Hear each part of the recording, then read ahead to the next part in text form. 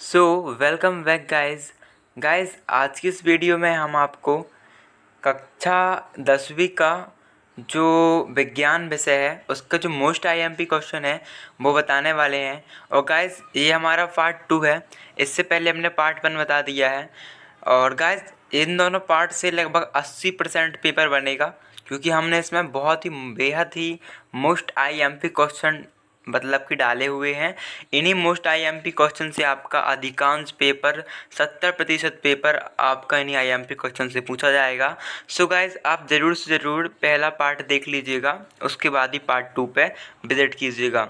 So guys हमने part 1 में आपको चैप्टर 1 टू चैप्टर 5 के full objective question, long type question and short type question, यानी कि 1 नंबर, 2 नंबर, 3 नंबर और 4 नंबर के क्वेश्चन प्रोवाइड कर दिए थे। अभी हम 6 और जो भी आपका मतलब ब्लूप्रिंट के हिसाब से है चैप्टर नंबर 6, चैप्टर नंबर 7 और चैप्टर नंबर 10 जो कि आपके त्रैमासिक एग्ज़ाम में आने हैं, इसके most IMP objective type question और लॉन्ग क्वेश्चन बताने वाले हैं। सो गाइस करते हैं वीडियो को स्टार्ट। सो गाइस करते हैं चैप्टर 6 स्टार्ट। और चैप्टर 5 यानी कि अध्याय 5 तक के हमने सारे आईएमपी क्वेश्चन आंसर के साथ आपको पार्ट 1 में प्रोवाइड कर दिए हैं। अभी करते हैं इस वीडियो को स्टार्ट। यहाँ पर आप देख सकते हो वस्तुनिष्ठ प्रश्न। तो वस्तुनिष्ठ प्रश्न में आप पहला क्वेश्चन देख सकते हो, वसा को बसीय अम्ल में परिवर्तित करता है। तो जो लाइपेज होता है वो लाइपेज द्वारा ही वसा बसीय अम्ल में परिवर्तित होता है। देन गाइस क्वेश्चन नंबर 2 है कि श्वसन है कैसी अभिक्रिया। तो गाइस श्वसन है आपकी अपचयन अभिक्रिया। ओके, अपचयन अभिक्रिया, क्योंकि इसमें कार्बन डाइऑक्साइड बढ़ती है। देन गाइस क्वेश्चन नंबर 3 है स्वपोषी पोषण के लिए आवश्यक है। तो स्वपोषी पोषण के लिए हमें जल, प्रकाश, सूर्य का प्रकाश, सभी चीज़ें ज़रूर आवश्यक हैं। तो ऑप्शन नंबर 3 का आंसर होगा गाइस आपका द वाला, यानी कि सभी। देन गाइस क्वेश्चन नंबर 4 है आपका प्रकाश संश्लेषण की क्रिया पौधे के किस भाग में होती है। तो आपको पता होगा रंध्रों द्वारा प्रकाश संश्लेषण की क्रिया पत्ती में होती है ना, पत्ते ग्रहण करते हैं। तो गाइस क्वेश्चन नंबर 5 है आपका हृदय के अंदर उसके संकोचन के समय रक्त को वापस लौटने से कौन रोकता है। तो हृदय में उपस्थित बल्ब रोकती है। देन क्वेश्चन नंबर 6 है मनुष्य में वृक्क एक तंत्र का भाग है जो कि गाइस ये क्वेश्चन बेहद ही मोस्ट आईएमपी है। जो कि वृक्क क्या करता है गाइस, वृक्क आपका उत्सर्जन का कार्य करता है। जहाँ तक गाइस आपका वृक्काणु उत्सर्जन का कार्य करते हैं। और आप इस बार क्वेश्चन का आंसर जो है कंफर्म कर लीजिए एक बार, वैसे इसका आंसर उत्सर्जन ही होना चाहिए। देन गाइस क्वेश्चन नंबर 7 है पादप में जाइलम उत्तरदायी है। तो पादप में जो जाइलम एक ऊतक होता है वो जल के वहन के लिए उत्तरदायी होता है। ओके गाइस, देन बढ़ते हैं सही जोड़ी की ओर जो इस चैप्टर से आ सकती हैं। यहाँ पर का नंबर के ऑप्शन पे पहला है पित्तरस। तो पित्तरस का हो जाएगा इस आपका सिंपली पित्ताशय। ट्रिप्सिन का हो जाएगा प्रोटीन। यकृत जो है यकृत का हो जाएगा यूरिया का निर्माण। लाइपेज का हो जाएगा गाइस आपका वसा। और इंसुलिन का अग्नाशय। आप यहाँ पर एक बार चेक भी कर सकते हो। देन गाइस नेक्स्ट सही जोड़ी की ओर बढ़ते हैं। तो स्वपोषी पोषण पौधे करते हैं। विषम पोषी जो पोषण है वो जोंक में होता है। विषम पोषी पोषण गाइस हिरण में होगा, सॉरी हिरण।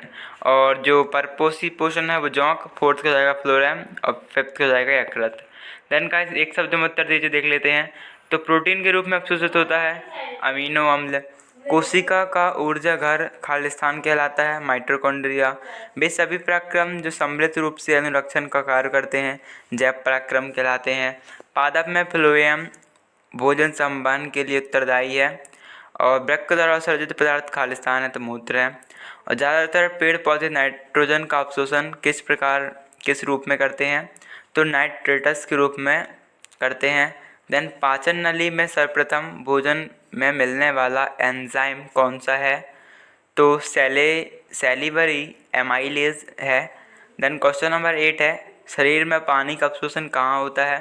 तो पानी का अवशोषण हमारे शरीर में बड़ी आंत में होता है guys. Then guys question number 9 है जीवधारियों में ऊर्जा मुद्रा का नाम लिखिए। तो जीवधारियों में ऊर्जा मुद्रा एटीपी है जो कि माइटोकॉन्ड्रिया में उत्सर्जित होती है।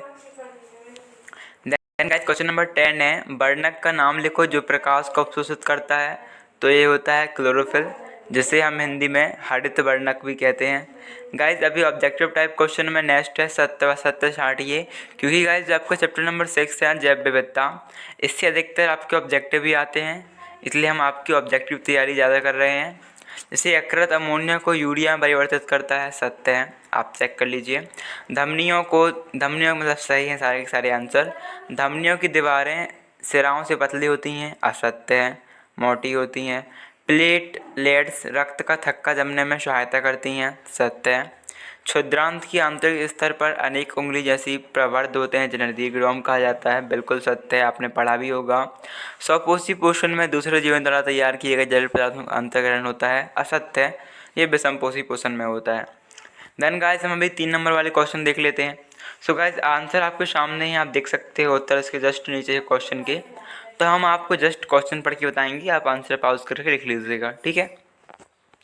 तो फर्स्ट क्वेश्चन है, भोजन के पाचन में लार की क्या भूमिका है। सेकेंड क्वेश्चन है, जाइलम तथा फ्लोएम में पदार्थों के वहन में क्या अंतर है। थर्ड क्वेश्चन है, स्वपोषी पोषण के लिए आवश्यक परिस्थितियाँ कौन सी हैं। देन गाइस फोर्थ क्वेश्चन है, वृक्काणु की रचना तथा क्रिया विधि का वर्णन करें।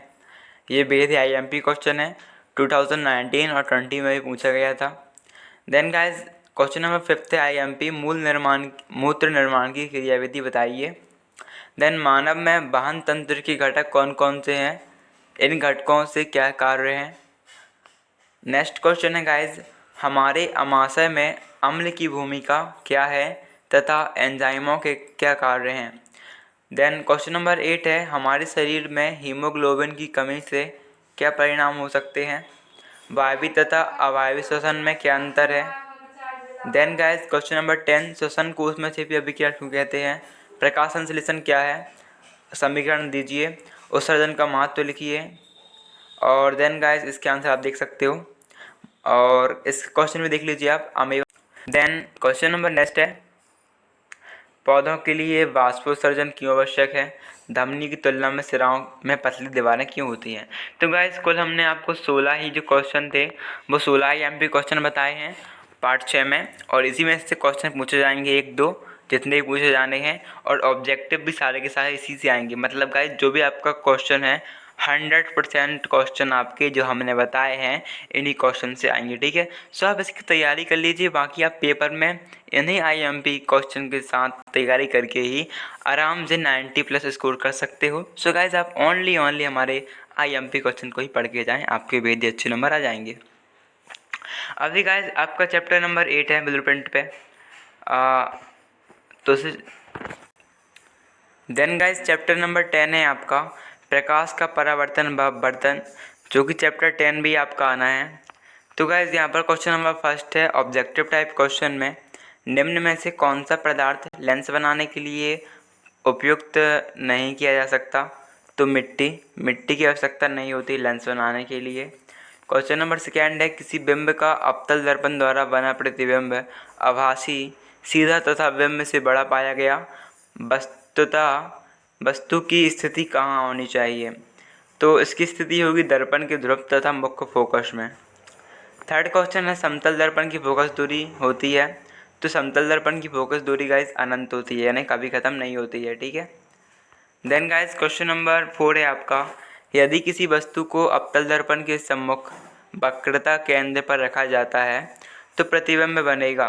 तो प्रतिबिंब बनेगा गाइस इस स्थिति में वक्रता केंद्र पर।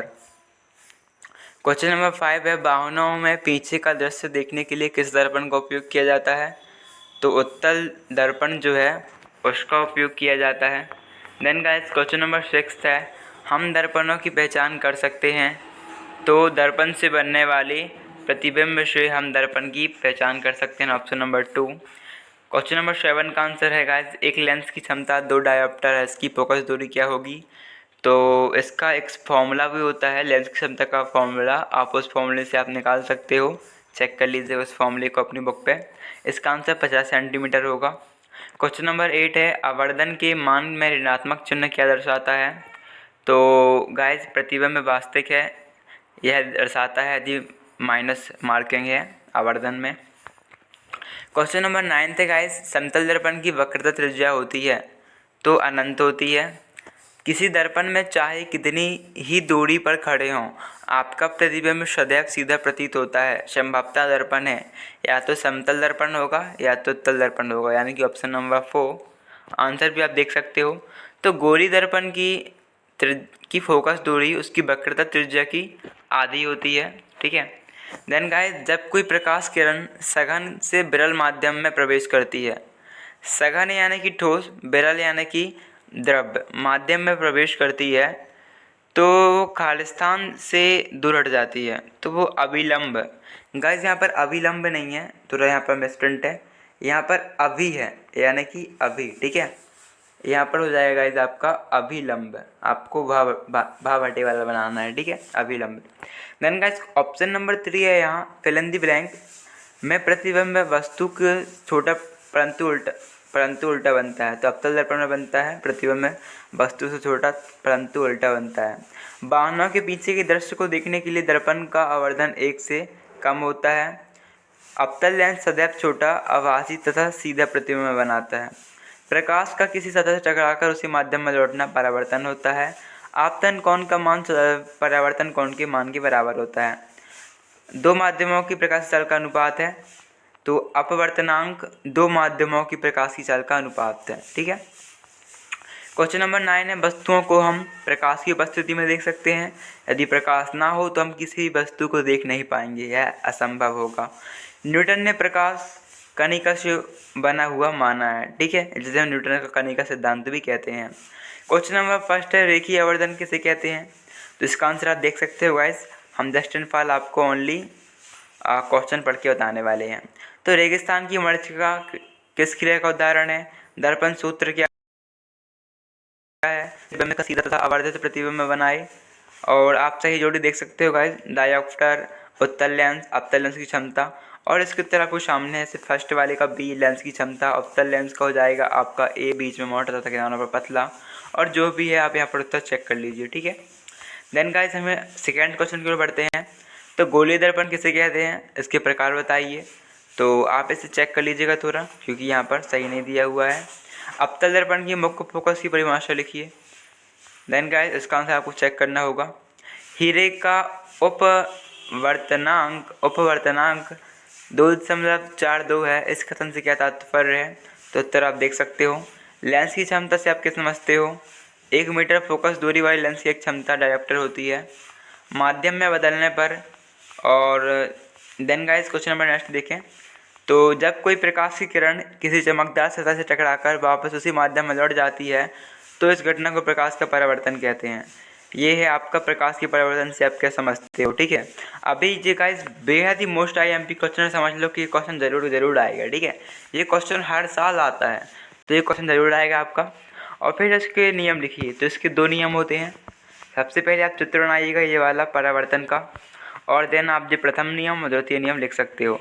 गाइस जो द्वितीय नियम है आपको चेक करना होगा, आपकी बुक में मिल जाएगा, क्योंकि यहाँ पर सही नहीं दिया हुआ है। अपवर्तन किसे कहते हैं, चित्र सहित बताइए, तो आप देख सकते हो यहाँ पर अपवर्तन के नियम भी देख सकते हो। समतल दर्पण द्वारा किसी बनाए गए प्रतिबिंब की 4 विशेषता लिखिए। और गाइस जो भी क्वेश्चन है वीडियो को पॉज करके देख लीजिए easily. Then guys question number next है 7th, उस लेंस की फोकस दूरी ज्ञात कीजिए जिसकी क्षमता 2 डायोप्टर है, डी का मतलब डायोप्टर है, यह किस प्रकार का लेंस है, तब चेक कर लीजिए। 2 मीटर फोकस दूरी वाले किसी अवतल लेंस की क्षमता ज्ञात कीजिए। और कोई अवतल दर्पण अपने सामने 10 सेंटीमीटर दूरी पर रखे किसी बिंब का 3 गुना आवर्धित वास्तविक प्रतिबिंब बनाता है, प्रतिबिंब दर्पण से कितनी दूरी पर है। क्वेश्चन नंबर 8 है, अवतल दर्पण द्वारा विभिन्न परिस्थितियों पर बनने वाले प्रतिबिंब को चित्र सहित समझाइए, तो आप चेक कर लीजिएगा गाइस। देन गाइस वास्तविक प्रतिबिंब और आभासी प्रतिबिंब में निम्नलिखित अंतर लिखिए, ठीक है, तो आप अंतर देख सकते हो।